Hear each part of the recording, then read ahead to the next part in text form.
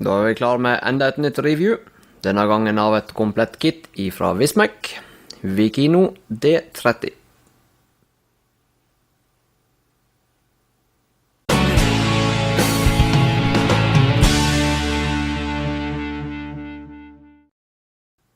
Hei, velkommen til ismokers.net. I dag skal vi se på et kit fra Wismec. Det er et såkallet wipe pen, eller batteri. Det er et komplett kit som kommer med tank, batteri.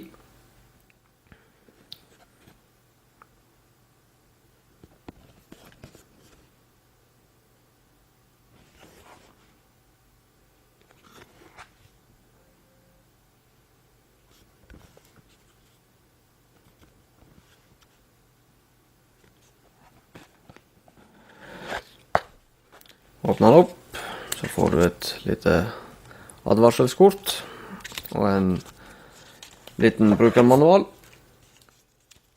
Bare sånn kort om selve batteriet.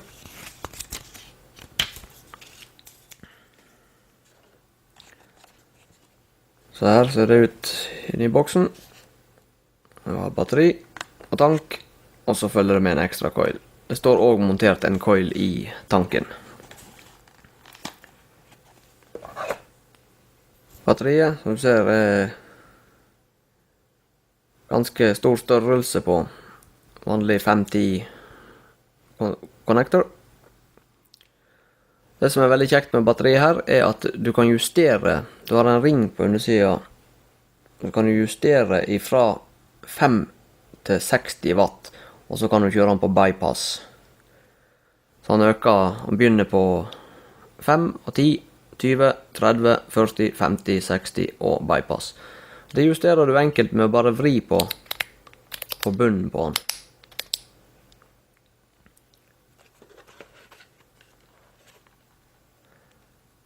Det er 30 tank.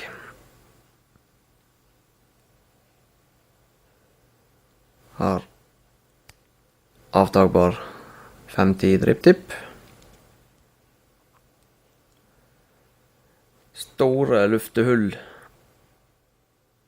i bunn. Har mange ut av de. Med enkel justering av.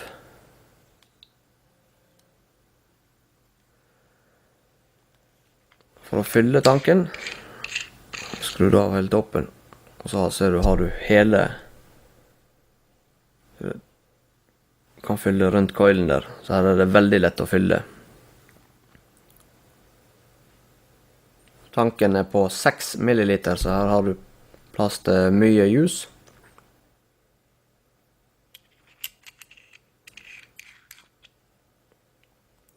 Ta tak i luftinga i bunn, og så skrur du.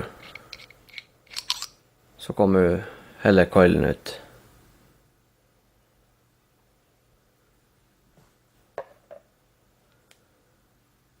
Coilen, han skrur du enkelt ut.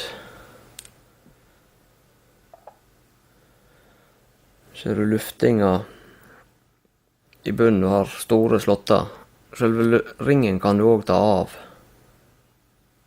Ser du hvordan luftinga er i bunnen på den. Sett i en coilen. Coilen, det er en trippel coil, altså det er 3 coilspolier, 0,2 ohm.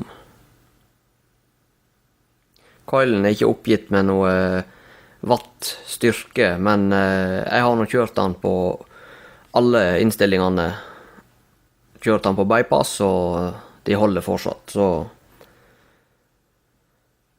du trenger ikke bekymre deg for det, så lenge du bruker den på det settet her. Sett den i,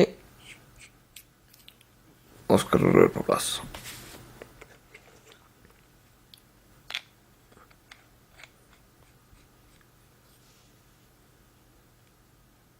Så der ser den ut når den er ferdig montert.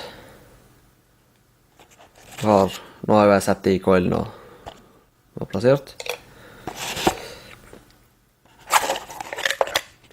I eska Så følger det med ladekabel og en ekstra coil. For å slå på modden, så trykker du 5 ganger på fyringsknappen. Det er veldig vanskelig å se, for du får et svagt lys rundt selve fyringsknappen, men det er sånn som nå når jeg har dagslys her, så er det faktisk veldig vanskelig å se. Du må skygge litt foran for å kunne se det. Det er de innstillingene du har å gjøre på den. Kunne slå av og på batteriet og justere wattstyrken.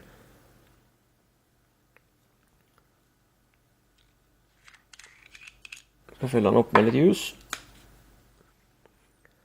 På den her som er alt annet, så er det også viktig at du primer coilen litt. Nå har jeg brukt den coilen her, så jeg har allerede primet den. Det som er veldig greit her også, for det om du har sett den i, så kan du prime rett i hullet i senter. Dryppe et par dråper ned.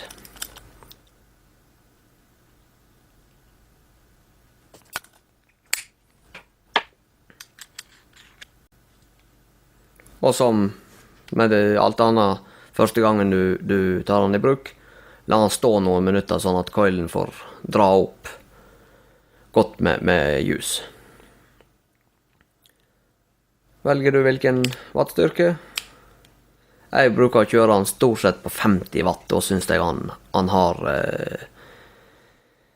den beste dampen, men det der er jo forskjell fra person til person. Jeg setter den på 10 watt bare for å prøve.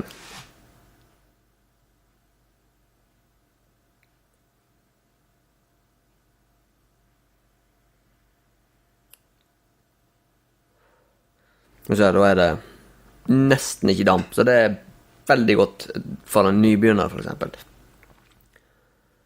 Og som du sikkert har merket det også, så tok det veldig lang tid før han fyrer skikkelig. Og da hadde jeg han i tillegg lukket, så han var stengt nesten stengt igjen på luftinga. Et lungedrag på 10 watt,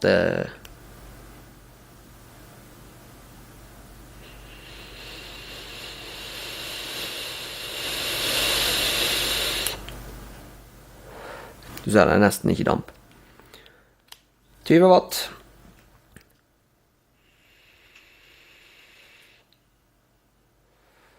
Blir det straks bedre. 30.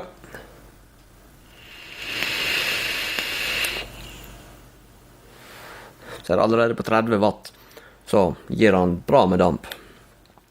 40 watt.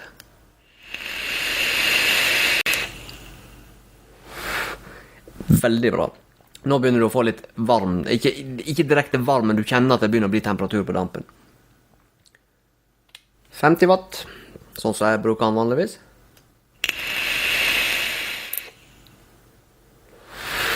Veldig, veldig bra. Allerede på 40 watt så begynner du å få fram veldig gode smaker ut av jusen. 50 watt så synes jeg han er fantastisk.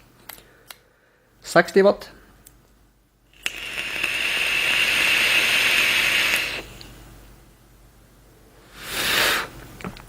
Enormt med damp.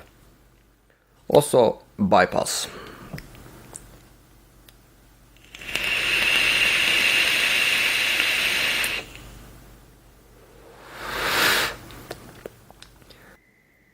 Batteriet, det er et 3000 mAh batteri, så det holder bra lenge. Jeg har brukt den nå som daglig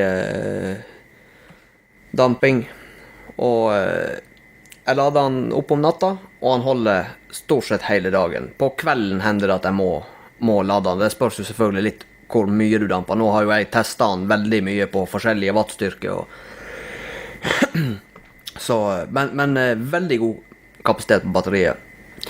Litt størrelse på den i forhold til andre sånne her pennebatteri. Du ser i forhold til Ego One, så er det jo en enorm forskjell på dem. Men det gjenspeiler seg også i batteriet. Han gjengir fantastisk bra smak.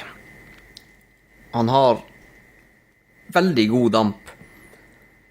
Så det her er definitivt et sett som jeg anbefaler til de som ønsker å ha noe enkelt og greit med seg. Absolutt. Det er en av mine favoritter. Jeg begynte å dra sammen med meg overalt når jeg skal reise noen plass. Han er enkel og hendig å putte i lomma. Bare selvfølgelig at du går han tom for strøm, så er han tom for strøm, da må han lades. Du kan ikke bytte batteri, men passer du på at han er oppladet før du ferdig på jobb eller hva det er, så holder han stort sett hele dagen. Så, kjempemessig batteri. Takk for at du valgte å se på ismakers.net. Husk å klikke på subscribe, så får du med deg alt av videoer selv.